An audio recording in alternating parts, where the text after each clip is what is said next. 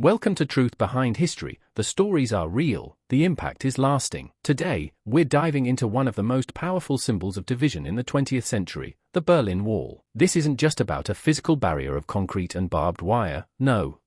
This is about fear, ideology, and the very real consequences of global politics written into the streets of a city. By the end of this video, you'll see how one wall came to define an era, and how its fall echoed far beyond Berlin. Let's start with the basics. Picture this: you go to sleep in Berlin on August 12, 1961. You wake up the next morning, and your city is sliced in two by soldiers, barbed wire, and checkpoints. That's not a metaphor. That actually happened. On the night of August 13th, East German authorities moved with surgical precision. Construction crews, guarded by soldiers, began sealing the border between East and West Berlin, literally overnight. Why the rush? To stem the tide of East Germans fleeing to the West. Now, why was that such a big deal? Because Berlin wasn't just a city, it was a Cold War battleground. After World War II, Germany was divided. The East was under Soviet control, the West was backed by the Allies. Berlin, although located deep in East German territory, was also split down the middle. So what we had was this bizarre island of Western democracy, West Berlin, completely surrounded by Soviet-backed East Germany. And the wall? It turned that already tense situation into something terrifyingly tangible. But this wasn't just about politics. It was about people, families, friends, lovers, neighbors. Imagine your house is on one side of the wall, but your job is on the other. Your sister lives 10 blocks away, but now there's a heavily guarded concrete barrier between you. Overnight, people were cut off from each other with no warning, no chance to say goodbye. It wasn't just a city being split, it was human lives, literally and emotionally divided. And then there's the bigger picture. The Berlin Wall became the ultimate physical symbol of what Winston Churchill had earlier called the Iron Curtain. East and West, communism and capitalism, oppression and freedom. This wasn't just urban planning gone wrong. This was the Cold War, cast in concrete. And that's our starting point. A wall through a city, yes, but also a crack in the heart of the world. Alright, now that we've set the stage, the question becomes, why? Why build a wall through the middle of a city? Why not just tighten the borders elsewhere or increase surveillance? Why go full medieval fortress in the heart of Europe? Well, let's talk about the big problem East Germany was facing before the wall went up. People were leaving. And not just a handful. Over 3 million East Germans fled to the West between 1949 and 1961. That's roughly 1 in 6 people in East Germany. Imagine that many people packing up and leaving a modern country today. That's not just a population shift, that's a crisis. And these weren't just any citizens. Many of those fleeing were young, educated professionals, teachers, engineers, doctors, students, the exact people a government needs to function and grow. Every time someone left, it wasn't just a brain drain, it was also a vote of no confidence in the communist regime. So East Germany, officially known as the German Democratic Republic or GDR, was bleeding talent. Its economy was faltering, its legitimacy was shaky. And remember, this was a time when appearances mattered. In the Cold War,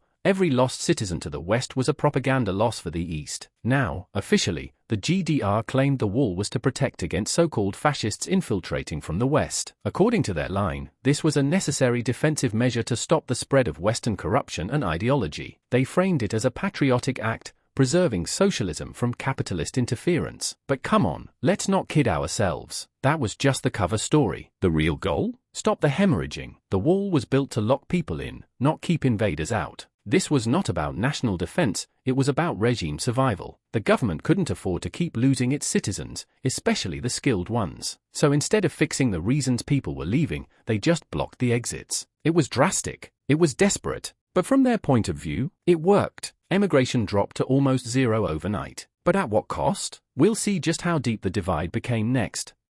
Okay, now imagine living in Berlin after the wall went up. Same city, same culture, same language, but completely different worlds, depending on which side of the wall you were born into. Let's start with the West. West Berlin became a symbol of freedom, democracy, and economic recovery. Thanks to the Marshall Plan, a massive US aid program that pumped billions into rebuilding Europe after World War II, West Berlin thrived. Streets were rebuilt, businesses flourished, Western consumer goods poured in, e-cars, fashion, even American rock and roll. It wasn't perfect, of course, but the atmosphere was one of opportunity and optimism. Now flip the script. On the east side, things were very different. Life in East Berlin was tightly controlled by the state. The government didn't just watch you, they watched the people who watched you. The infamous Stasi, East Germany's secret police, maintained one of the most oppressive surveillance states in history. They recruited neighbors, co-workers, even spouses to report on each other. Trust was shattered, and it wasn't just about freedom, it was about basic necessities. There were shortages of goods, long lines at stores,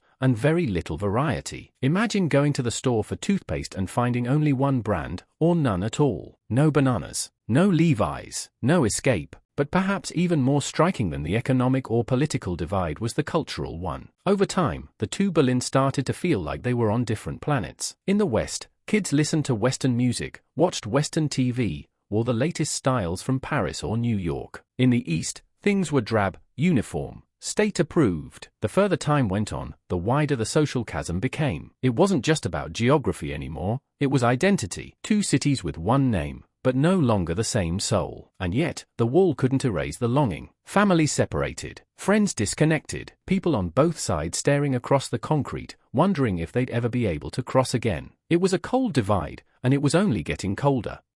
Now here's where things get interesting. For decades, that wall stood solid, grey, grim, and untouchable. But by the 1980s, you could feel the cracks forming, not in the concrete, but in the system behind it. Let's talk about the elephant in the room, the Soviet Union. It was the backbone of East Germany's power, but by the 80s, that backbone was getting brittle. The Soviet economy was buckling under its own weight, bloated, inefficient, and drained by an arms race it couldn't afford. The centralized system that once looked like a model of industrial power was now struggling just to keep the lights on. Enter Mikhail Gorbachev. This guy walks in with two words that shook the whole Eastern Bloc: glasnost and perestroika, transparency and restructuring. Imagine a locked vault suddenly getting windows. Gorbachev wanted to reform the system from the inside, to open it up just enough to survive. But when you loosen the lid on a pressure cooker, things start to explode. All across Eastern Europe, people were watching. In Poland, a movement called Solidarity, led by a bold shipyard worker named Lech Walesa, began to demand workers' rights and democracy. Hungary started quietly opening its border with Austria. Civil unrest spread like wildfire. And here's the thing, once people saw the cracks, they pushed harder. Meanwhile, over in West Germany, pressure was mounting too. West Germans didn't forget about the East. They lobbied, they protested, and thanks to global media, the world was watching. Television crews showed the absurdity of the wall, the pain of families split for decades. Sympathy turned into pressure. Diplomacy turned into momentum. So even though the wall still stood tall in the 80s, it was already crumbling from within. Alright, buckle up, because 1989 is where history hits fast forward. For nearly 3 decades, the Berlin Wall stood as this cold, immovable symbol of division. And then, almost overnight, it was gone. But not because of some grand military conquest or dramatic showdown. No, the wall fell because the people said enough. Let's rewind just a bit. In the months leading up to November 1989, East Germany was in turmoil. People were protesting in the streets, thousands, then tens of thousands, then hundreds of thousands. These weren't small, underground whispers anymore. These were loud, bold voices demanding freedom. The chants were "Sind das Volk," we are the people. They were no longer afraid. Meanwhile, East Germans had found a loophole. Hungary, a fellow communist nation, had begun opening its border with Austria. That meant East Germans could technically leave the East by traveling south through Hungary, into Austria, and from there into West Germany. And leave they did, by the thousands. The East German government, desperate to maintain control, tried to manage the chaos. On November 9th, a government spokesman, clearly confused, announced that East Berliners would be allowed to cross into the West, effective immediately. He didn't mean to say that, but once those words hit the airwaves, the people acted. Crowds rushed to the wall. Checkpoint guards,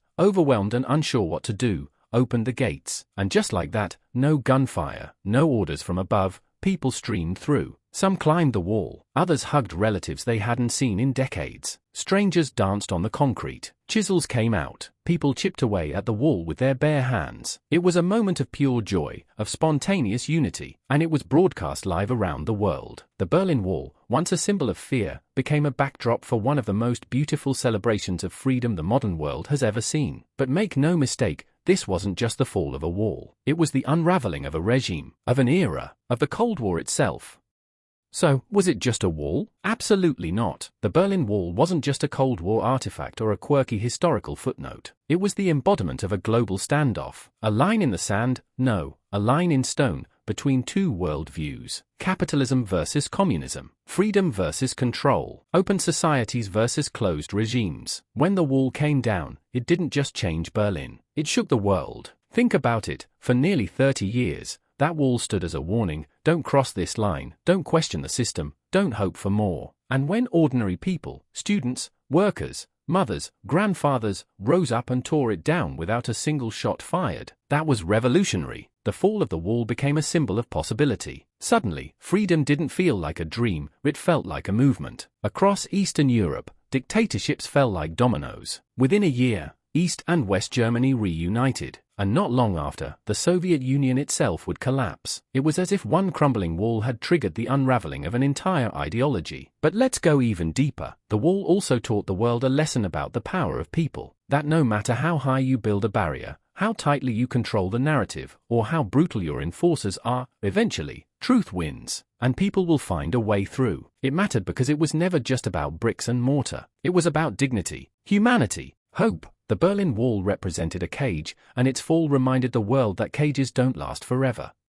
So, what are we left with? A wall came down, but more than that, a curtain was lifted. The fall of the Berlin Wall marked the beginning of the end for the Cold War, yes, but it also marked the triumph of the human spirit over oppression. It wasn't a missile or a treaty that brought the wall down. It was voices. It was movement. It was courage. Berlin became a symbol again, but this time, of unity, of rebuilding, of hope. The scars are still there. Some parts of the wall still stand as reminders, but today, they serve as a warning: never again. Never again should a city be divided by fear. Never again should people be caged in by ideology. And here's the thing: history doesn't live in dusty books or quiet museums. It lives in stories like this, in walls that fall, in people who rise, and in the lessons we carry forward. If you enjoyed this journey into one of the most powerful chapters of modern history, then hit that like button, leave a comment telling me your favorite moment from the story, or even your questions, and be sure to subscribe to Truth Behind History. I've got tons of other videos diving deep into the stories that shaped our world, and trust me, you won't want to miss them, because here, we don't just learn history, we live it. See you in the next one.